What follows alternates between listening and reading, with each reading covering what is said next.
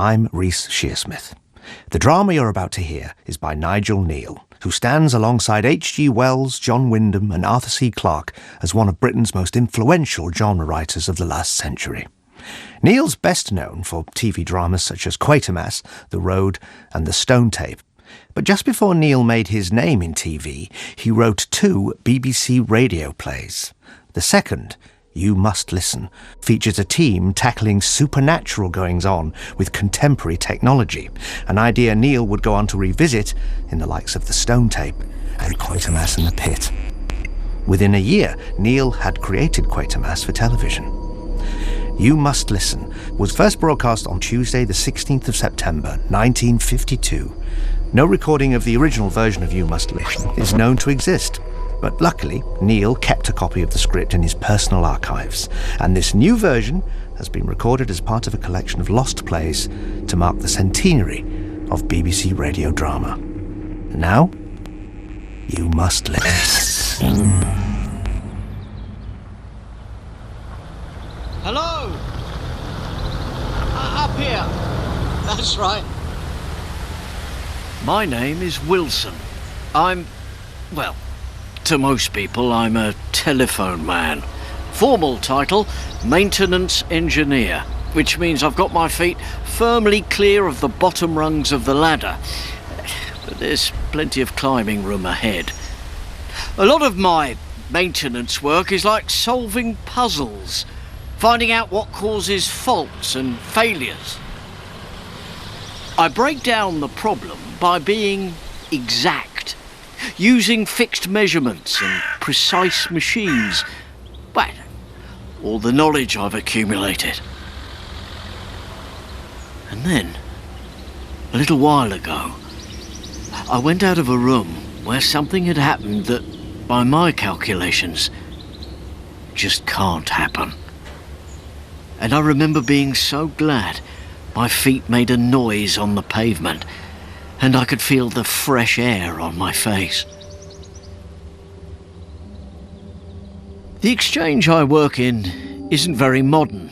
We're not automatic yet, or very big. It's not a big town and hasn't grown for a long time. Instead of new buildings, old ones are reconstructed.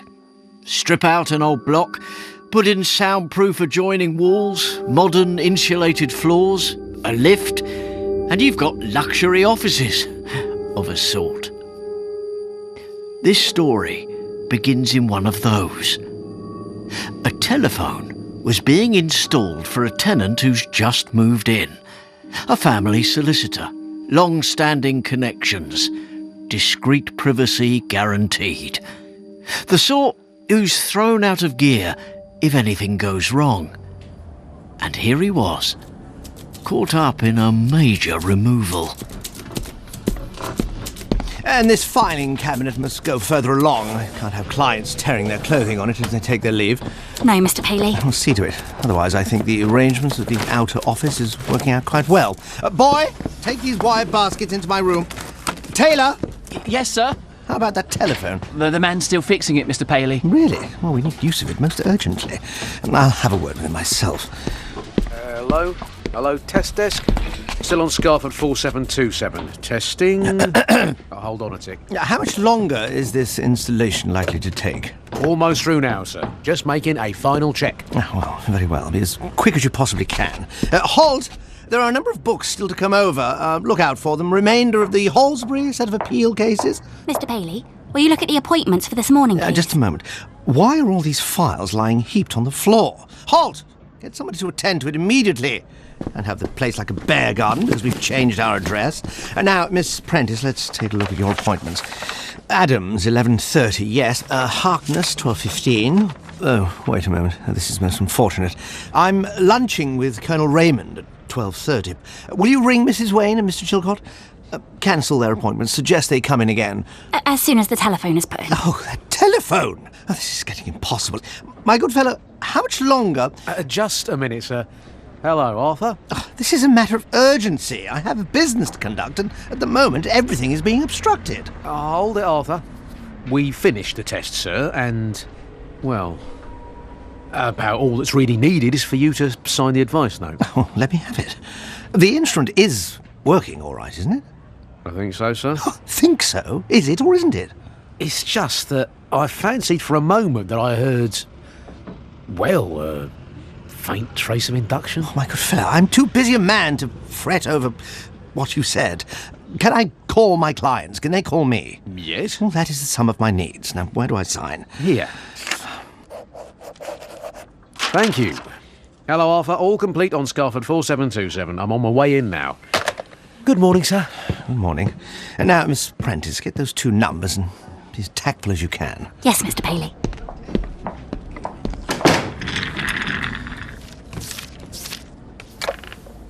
Number, please. Scarford 549. Hello? Hello, is that Mrs. Wayne? Hello, Scarford 549. Mrs. Wayne speaking. Weston Paley Solicitors, Mrs. Wayne. A day or 2 ago, you made an appointment to see Mr. Paley this morning at 12:30, but, well, there seems to have been some mistake. Hello? Mrs. Wayne? Yes, I'm here. Harry, my darling boy. Well, that is about this appointment. Oh, sounds as if there's someone else on the line. What were you saying? It seems I made a mistake in putting you down for that time. Oh, dear. Can't Mr. Paley see me? I'm afraid it isn't possible for this morning.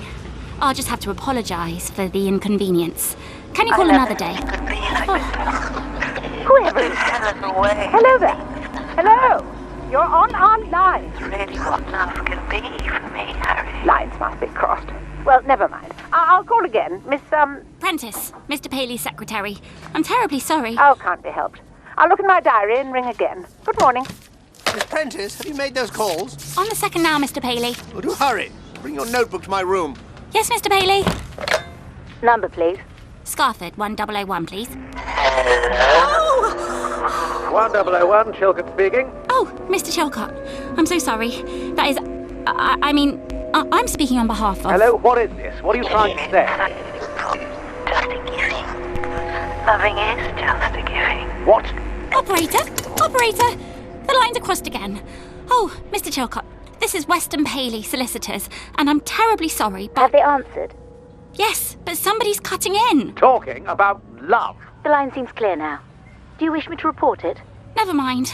Mr. Chilcott, it's about this appointment you made for this morning. I'm terribly sorry, but it's had to be cancelled. Seeing a richer customer, is it? It was my fault. I really shouldn't have put you down for that time. Perhaps tomorrow would suit you. Is he in? Mr. Paley's engaged in his room, I think. Put me through to him. Right away, Mr. Chilcott. Mr. Paley? Mr. Chilcott on the phone for you.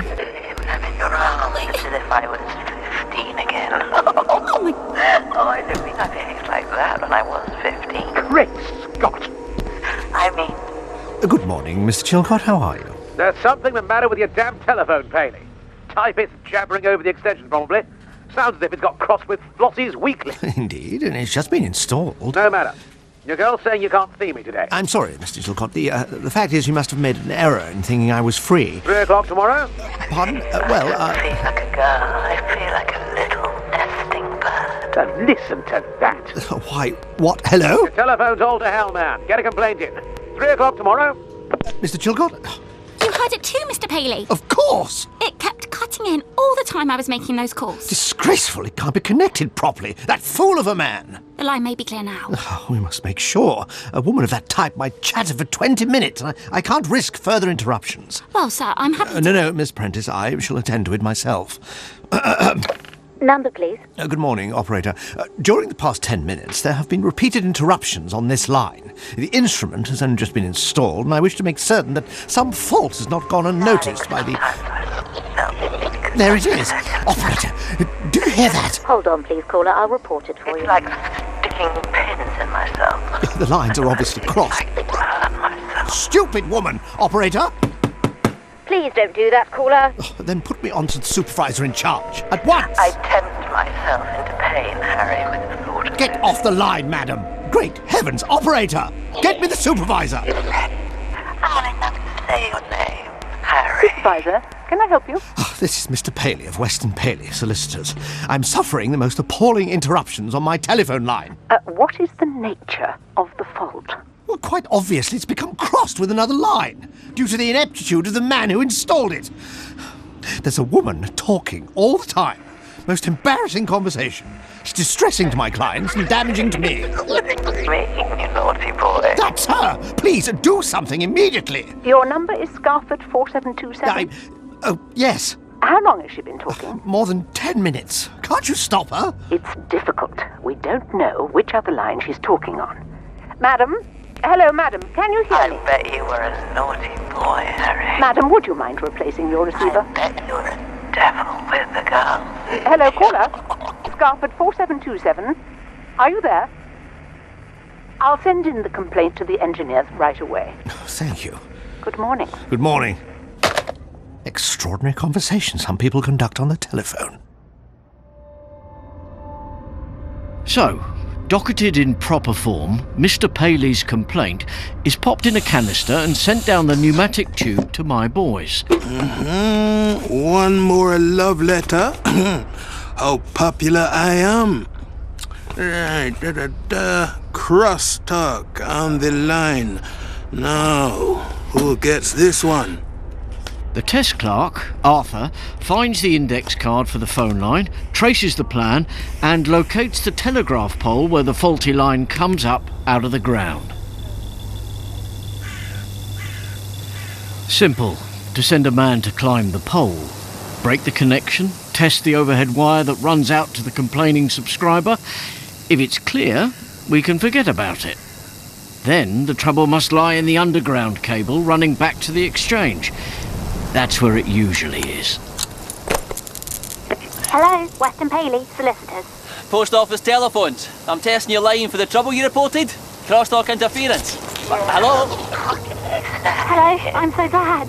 We've been cutting off our clients' calls because of it. Mr. Paley was afraid they'd be upset. Oh, aye? Do you still hear it? Just a second ago, didn't you? What, since I rang? Swimming in it. Damn the wind. This way and that way, like your arms. And it would be so dangerous and lovely and... Now it's gone again. You heard? I did. Was it the same voice? Yes. That's all we want for the moment. I'll report to the exchange now. Will you kindly replace the receiver, miss? And thank you. Right. Hope you get it fixed soon. Goodbye. Bye. Number, please. Oh, Jenny, give me a test, will you? Before I'm blown off this pole. Poor Mac. Just hold on tight. Test. Hello, Arthur. McFarlane here, ringing from pole 277. That interference complaint. Any luck? Aye, I've located it in the overhead line. Spoke to the sub and heard the crosstalk myself. Yes, I'd like to die kissing you, Harry. Oh, but that's it. The same voice. It can't be. Harry. That's in the underground cable as well. Hairs on the back of your neck.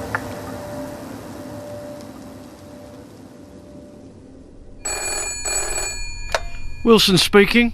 Test desk here, Mr. Wilson. We're dealing with a crosstalk fault, and it's turned out a bit peculiar, coming in on both the underground and overhead pairs.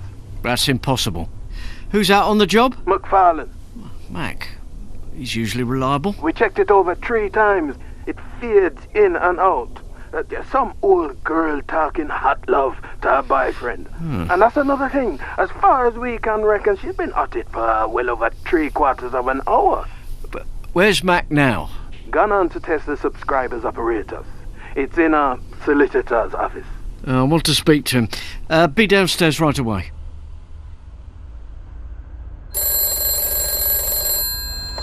Hold on a second, Mac. Mr. Wilson's here with me now. Mr. Wilson, Mac's speaking from the sub's office. Can we still hear this woman? Nattering away. Seems to be something about taking a trip now. Here you are. Thanks. Hello, Mac. What's this all about? I'm stuck, Chief. I think I've double-checked everything. Unless I'm going crazy. Listen, here she is again. Paris. You've got everything That's her. Madam? Hello? Madam? She can't hear you. Stronger than his air, Harry.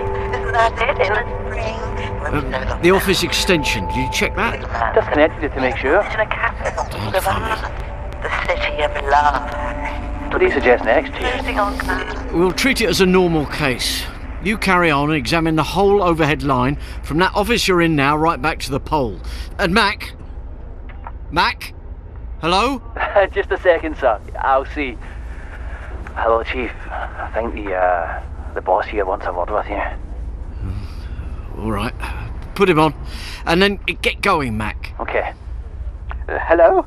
Am I speaking to this man's superior? Yes. I gather he hasn't yet corrected the fault. It's an unusual case. It must be. This is Mr. Paley of Weston Paley Solicitors. I'd like to inform you that your men bungled the installation of the telephone, and I have cut short my client's calls for fear of their being affronted by this disgusting woman whose line is crossed with ours. The man you have sent is obviously incompetent. Far from it, sir. He's carried out normal tests. Singularly ineffective ones. Now, Mr. What's your name? Wilson.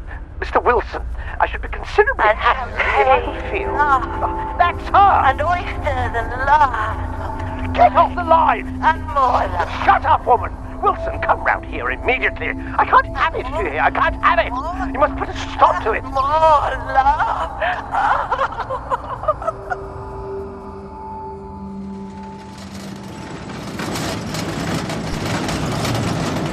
Oh, here. This is the place.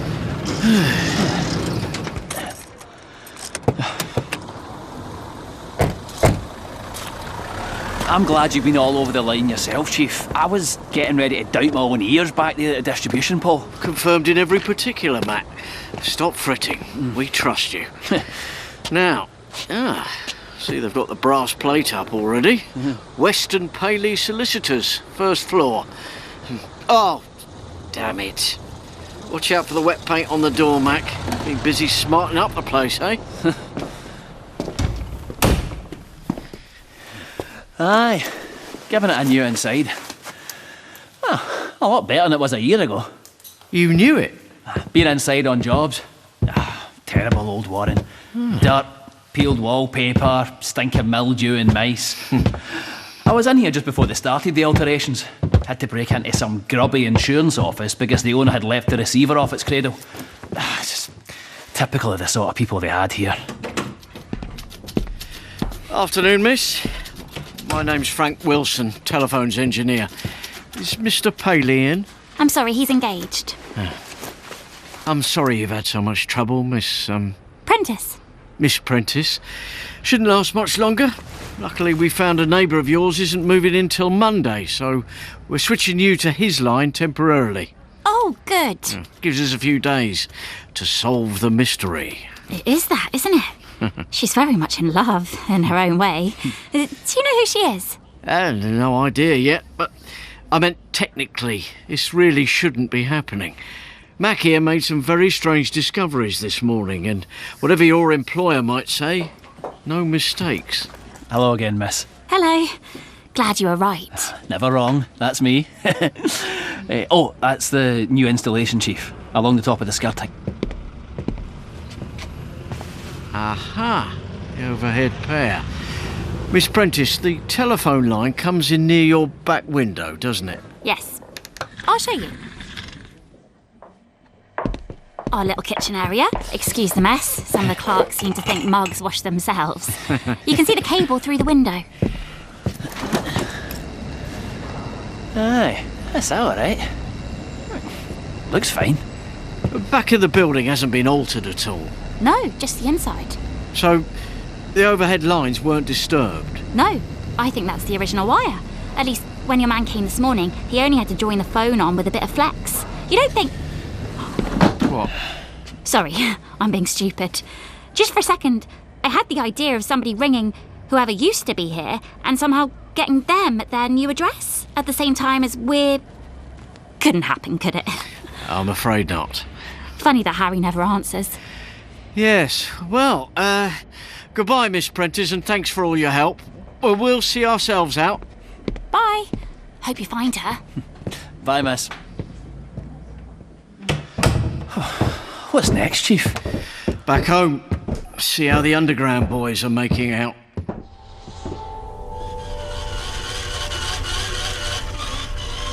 Well, there's your recheck, Mr. Wilson. Anything wrong with the insulation at any point on that line and we'd have found it. You sure there's no leakage? None. And the jointer says the same. Had the lad over every inch of the line down every manhole. It can't be. Here, I'm not going to have you doubting any of my lads, Mr. Wilson. Didn't your man trace it in the overhead pair? He did. But did you ever hear of a case like this? A line with a voice of its own, talking non-stop, to someone who never answers. Patch me through to the test desk, would you? Arthur? Can you still hear her? Going strong, Mr. Wilson. Like to listen? Thanks. So strong. And I like it when you hurt me. And I think you'll be the death of me. God, did she ever relax? If I could only find out who she is. I'm going up to the switch room. Keep listening.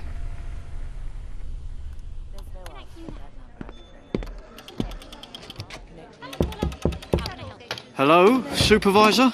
Oh, Mr. Wilson, is it about the crosstalk? Yes. What's going on there? Disgusting to listen to. I hoped your men would be able to stop it.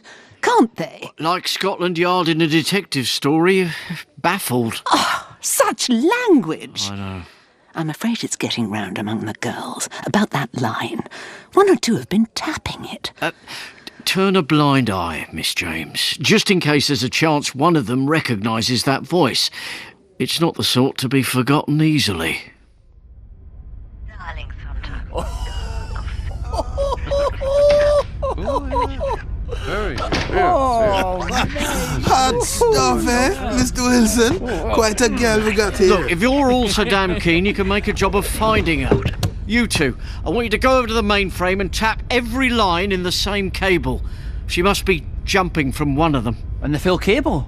The 600, Chief. That'll take a hell of a... Start with the branch at the distribution pole and work back. Chief. Now, Arthur, let's see if the records can help us. I want to trace the last user of that disturbed line over in those old offices, before they were stripped and rebuilt. DP 277, pair 17. Have you got the old faults card? Let's have a look. Yeah, this is it. Telephone number used to be Scarford 98. 98. Service temporarily suspended 18th September 1951. Finally, 29th September 1951. You're just in time, Mr. Wilson. This card's about to have its birthday. It's odd. The reconstruction of that block didn't start till last November, but the phone was stopped 2 months earlier. What was the subscriber's name? World Over Agency. Sounds like a travel agent. January to September 1951. Weren't long in business, eh? Let me see. A few faults recorded. Routine stuff. There's a name here reporting them. H. Alder... Anderson. Anderton? H. Anderton, eh? If only that card was current, he might do for Harry. Harry Anderton? A travel agent? She was talking about going to Paris. Hardly as a customer. Excuse me, Mr. Wilson. Test desk? Oh, good. We'll test now. Fitter's ringing from Paley's office, Mr. Wilson. He's switched them onto the neighbour's line. Before you test, see if Miss Prentice is in the office. John, is Miss Prentice about? Here you are, Mr. Wilson. Hello, Miss Prentice? Speaking. Wilson here. Miss Prentice, I'd like you to help, if you will. Of course. Find out anything you can about World Over Agency. Travel agents. They used to be in your part of the building, and they used that line. Man named H. Anderson or Anderton. Harry? If you find out anything, will you ring me? Yes, all right. Here's your man again. Hello, John. Hang on. Arthur, you carry on with the testing. I'll be in my office if I'm wanted. Harry, brave animal, you're terrible. There are 2 phones in my office. I kept one connected to Scarford 4727, now discarded by the solicitor. The mysterious lady was still in her little fits of ecstasy every few seconds. Her fame had spread through the exchange, and from time to time there came a click as somebody somewhere plugged in for a little illicit entertainment. I spent the rest of the afternoon reading a lot. Searched thick volumes, long indexes. I found things I'd forgotten, but nothing that helped. When I looked up at last, it was dark outside. Come in? Mr. Wilson, is that her you got on the line there? Yes. Why? Oh, it's all right then. You'll have noticed the change. The change? Well, she's not happy anymore. What? And Harry, I don't want you to be worried, not ever, my darling. People in love must trust each other all the way through. And I know what being in business is like. Something about money from what I heard earlier. Notice something else, Chief. It's coming through more strongly. I was glad to help. Oh, not just glad, but proud all over just to be able to.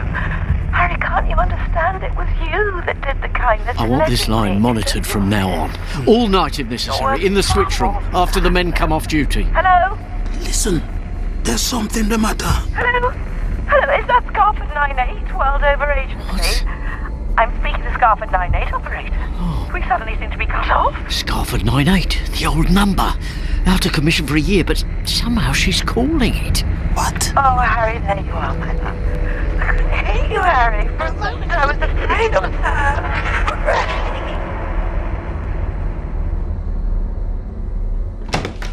I came back in the evening for a while. I sat in my office and listened to the confidences that came again and again out of a dead line. I wish I had you here. Often they were unrelated. And sometimes they went sour. Harry, what's the matter with you today? You're not worried, darling. Harry? Say if there's anything the matter. Harry? Harry? Harry? Next morning, I was in early. Morning, Mr. Wilson. Come in, Arthur. What's the news? Well, passion fruit's still going strong. I took over from the night boys at 8 o'clock. Brought her down here. 22 hours and 3 minutes since she began. Still to Harry? Still Harry. Changed her mind about Paris, though. Wants to go to Italy or Spain instead. She seemed to suspect this Harry has a bit of a roving eye. Mr. Wilson, what the hell is it? Your guess is as good as mine. She had another spell of asking for that number. Scarford 98, as if she'd been cut off. How could it be? There's no operator on the line. Come in. Oh, sorry, Mr. Wilson. I didn't know you were engaged. No, come in, Miss James. Won't you sit down? Thank you. Shall I go, Mr. Wilson? Not unless... No, it's certainly not private. Don't worry. It's about this experiment of yours. You see, I so rarely have a bad word to say against any of my girls, but this morning the night operators were making jokes. They call her passion fruit. It had gone on all night, Mr. Wilson. And then, well, none of it seemed funny anymore. I'll be frank with you. The girls are rather distressed by it all. I'll have the line bypass the switch room altogether. That should help. Arthur, you'll see to that, won't you? Yes, Mr. Wilson. Tell the girls when you can, Miss James, that we're sure it's a freak case of induction. A radio recording line, something like that. It'll be a white lie, but still. Well, whoever can she be? I don't know yet. Excuse me. Wilson here. Hello, Mr. Wilson. Miss Prentice. Just one moment. Oh, I'll get back to my girls. Thank you, Mr. Wilson. Miss James. Now, Miss Prentice. What happened to the mysterious lady? Still with us. Oh, well, you don't mean all night. Non-stop. Then what I found out may be even more important than I thought. You've got results. Some. I can't explain now. Mr. Paley wants me. I'll try and slip out for a few minutes at tea break and come along to the exchange. Bye. Bye. Well now, Arthur, as you heard, I want you to make a special rig of this faulty line, bypass the switchboards, run a direct line to my office. And Arthur? Yes? Get hold of an amplifier. We'll make her speak up so we can all listen. Come in, Miss Prentice. I'm very glad you were able to get away. Hope there won't be any trouble from Mr. Paley. I've taken my life in my hands. In case you're wondering, this gadget our fitter is working at is an amplifier. It's going to give us loud and clear the voice of passion fruit. Oh, that's what they've taken to calling her here. Soon as it's connected, anyway. Only be another couple of minutes. Now, what did you find out? Well, last night, after you rang, I went around asking the people in the office if they knew anything about this World Over agency, but nobody did. So this morning, I was going to tackle the landlord when Mr. Holt, that's one of our clerks, come up and said, "Was that the World Over agency you were interested in last night?" And he had a file about it right in his hand. Well, I brought it with me. Here. It's last year's file. That's why nobody remembered about it. Yeah. Well, it seems to be all about debts. Our firm acted for the biggest creditors. Landlord, hire purchase furniture, decorators, railways. He could hardly have paid a thing. It's all here. Look at the end. Court orders arresting all goods on the premises. 23rd of September, 1951. Sorry to have to inform you that the defendant, Anderton, has not yet been traced and appears to have left the district. Inquiries are being pursued by both ourselves and the police. Then, nothing more. Mr. Wilson, the amplifier's ready. Anytime you like. Oh, fine. Here we go. Darling boy, Harry. It's her. So clear. Harry? Harry, who's there? Hello? Hello? Operator? I want Scarford 98. Yes, they have answered. I tell you, I was talking to them only a moment ago. No, he didn't ring off. That makes a clicking sound. I know. Hello, operator? Hear that? He must have put the receiver down rather than hang up.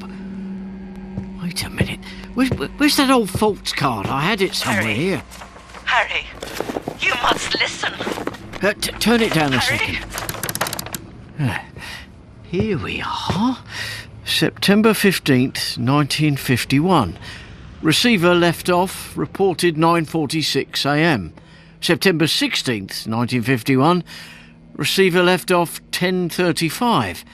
And again the same day, September 16th. Receiver left off. I've been typing that date all morning. September the 16th. Exactly a year. This is Mac's signature. John, get downstairs and see if Mac's there. If he is, I want him up here fast as you can. Mr. Wilson? Mac said something about going to that building before the reconstruction. An insurance agent, that's what he thought. Something about all these dates and times. Excuse me, Miss Prentice. I didn't know what. There seemed to be something wrong with the phone again, but the operator said there wasn't, and... Oh, Harry, my Harry. Don't think I ever doubt you. It's just that when I'm by myself, Come in, Mac. I can't bear it. Chief. Oh, hello again, miss. Quickly, Mac. You remember yesterday we were talking about the offices before they were rebuilt? Aye. And you said you went there a year ago and had to break into an office where a receiver had been left off the hook. Mm-hmm. You thought it had been an insurance office, Mac. Yeah. You sure it wasn't a travel agency? Oh, you know, I think it was. There were posters on the walls and... what the hell was the name? Something agency. That's why I mixed it up with insurance. All Over? World Over Agency. Right! Well, I had to get the key from my landlord and unlock it. He was upset when he found the fella had cleared out. Mac, it's all here on the false card of Scarford 98, alias 4727. But how? It's the same office, Mac. Altered so much you couldn't recognise it. The false card shows that 5 times in 2 days the receiver was left off in the World Over agency. And unless I'm crazy, these times are tallying.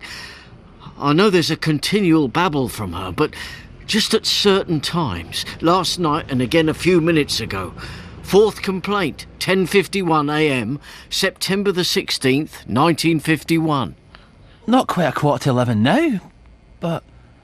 You mean to say we're listening to a call From a year ago? I can't explain it, Mac, but it seems to tally. However impossible. A year, almost to the minute. Is this a knob? Yes, well, by all means, Miss Prentice. Turn it up. You were pretending. The only person in the world I wanted to trust. And I have trusted you, Harry. Love is a giving, Harry. My love is, not a taking without thanks. Giving, giving, giving, giving. Is that all a woman's put on earth for, Harry? Why do you torment me so? Harry, I didn't mean... Oh, I love you so much. Harry.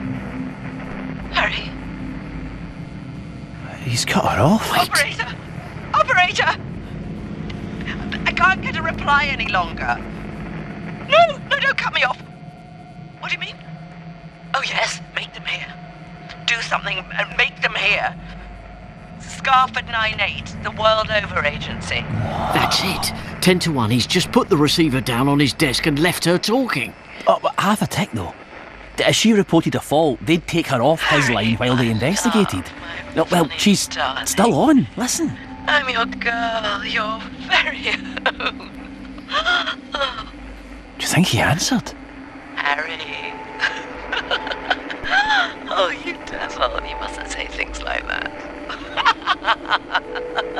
Harry. Don't try to sort it out too much, Mac. Hang on to the next entry on the card. Receiver reported off again at 4:13. Then there's just 5:47 p.m. when you found the office locked a year ago. I'm going to stand by for the rest of the day if I can. We're closed this afternoon. Can I come? I want to know what happened. Of course. Back here in time for 4:13. Like being in a garden and you smell flowers you've often seen but never smelt their scent, and it's Come in. Miss Prentice, you're cutting it fine. Do come in. Sit down. Anything new? Tell you the truth, I've been so busy all day I don't know what's happened. It sounds about the same. I found another file. Miss Prentice, what would we do without you? I found it under one of the creditors' names. Only a couple of letters, as you can see. One from another solicitor, dated last May, and a copy of our reply. There's something about a will probate. It looks as if Mr. Anderton came in for some money after he'd flitted, and the creditors want it. No, it's September we're interested in. Listen, if I were to lose you... No, Harry, I'm not overwrought. I'm being logical. Listen, I can't bear to lose you because I made you what you are. I saw you struggling, and I grabbed you and pulled you into safety, and it's my money. I've given you all you are. I've given you, and given you, and given you. All the tears and misery I had because I knew the whole time that you weren't any good. Are you listening, Harry? They said you put the phone down, and they have to make you listen. You needn't sit in that office again with your back turned and sneer because I'm ringing and ringing like a lovesick girl. I won't ever again. Goodbye, Harry. Harry. So that was the end of it. I don't suppose he heard more than half. He must have cleared out while she talked, emptying the safe, stuffing papers in his pockets. One last look in the mirror. Receiver reported off at 4:13. And it's almost that now. This is crazy. These times. How could this be a year ago? We didn't even get her name. It's over and we're none the wiser. I suppose I'd better... Harry. Wait, there's more. Harry, you're there, aren't you? I know you're there, Harry. You must listen, Harry. Harry, I've seen sense. I'm no good to you. To anyone. I'm old.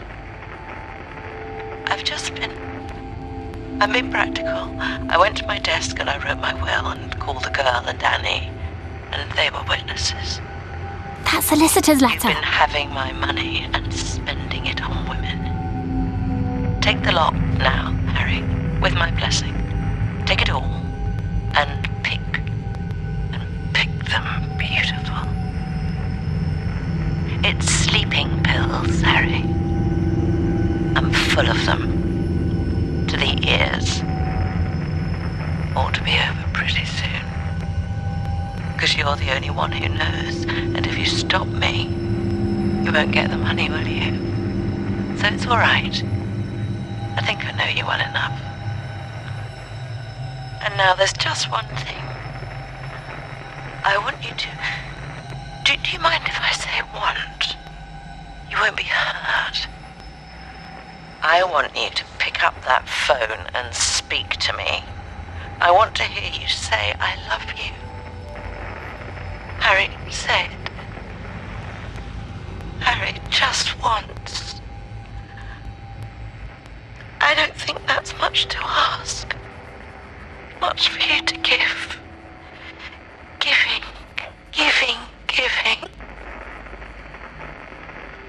Harry, speak to me. Please. Speak to me. Say it, Harry. Harry. Oh, it's horrible. Horrible. Oh, God. Poor woman. Turn it off, please. There won't be any more. There mustn't be any more.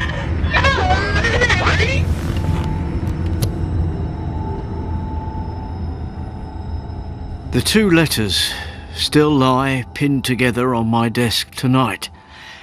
The World Over Agency and the name of somebody deceased.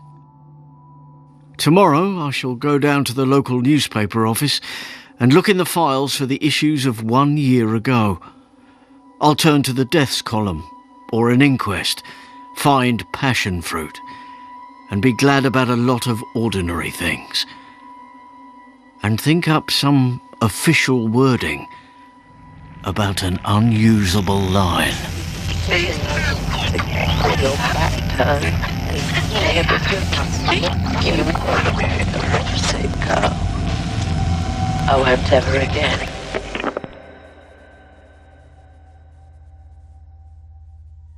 You Must Listen was written by Nigel Neal. It starred Toby Jones as Frank Wilson, Caroline Katz as Passion Fruit, Rhys Shearsmith as Mr. Paley, Jessie Cave as Jill Prentice, John Scougal as McFarlane, Jason Barnett as Test Clerk, Jacqueline King as Miss James, and Dan Starkey as Chilcott. Sound design was by Charlie Brandon King. Music was by Evelyn Sykes. The director was Simon Barnard, and it was a Bafflegab production for BBC Radio 4.